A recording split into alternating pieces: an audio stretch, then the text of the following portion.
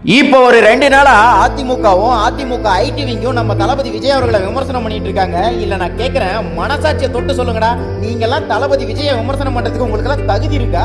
41 குடும்பத்தையும் உலகத்துல எங்கேயும் கிடையாதுங்க. இறந்தவங்களை கூப்பிட்டு போன் போட்டு வீட்டுக்கு வாங்கன்னு கேதம் கேட்கிற காட்சி தமிழகத்துல புதியதுங்க.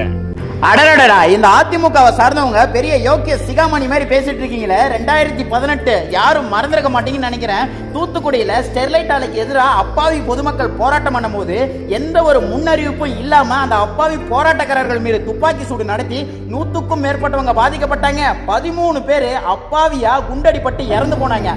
நாயை சுடுற மாதிரி சுட்டு தூக்கி வீசிட்டு போனீங்க. அன்னைக்கு முதலமைச்சரா இருந்தது உங்க எடப்பாடி பழனிசாமி. நான் கேட்கிறேன், அப்பாவி மக்கள் போராட்டம் பண்ணும்போது அவங்க மேல துப்பாக்கி சூடு நடத்த சொல்லி எந்த புறம்போக்கு அனுமதி கொடுத்தது? சரிப்பா, அத்தனை பேரை சுட்டு நாயை சுடுற மாதிரி சுட்டு வீசிட்டீங்க.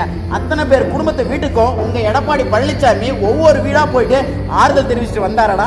ஆனா ஒருத்தர் போனாரு. இன்னைக்கு 41 பேரை கொன்னவன், 41 பேரை கொன்ன கொலகாரன்னு சொல்லிட்டு பட்டம் கட்டி வச்சிருக்கீங்கல்ல. இந்த விஜய் தான் அன்னைக்கு தூத்துக்குடியில துப்பாக்கி சூடு நடந்த போது தமிழ்நாடு உழுகி போயிருக்கும் போது அத்தனை குடும்பத்துக்கும் போய் ஆறுதல் தெரிவிச்சு அந்த குடும்பத்தோட குடும்பமா தோளோட தோல் நின்று அந்த குடும்பத்துக்கு தேவையான நிவாரண உதவியை கொடுத்துட்டு வந்தவரு எங்க விஜய்டா. நீங்க எல்லாம் இவரை பார்த்து விமர்சனம் பண்றதுக்கு கால் தூசுக்கு கூட சமம் கிடையாதுடா.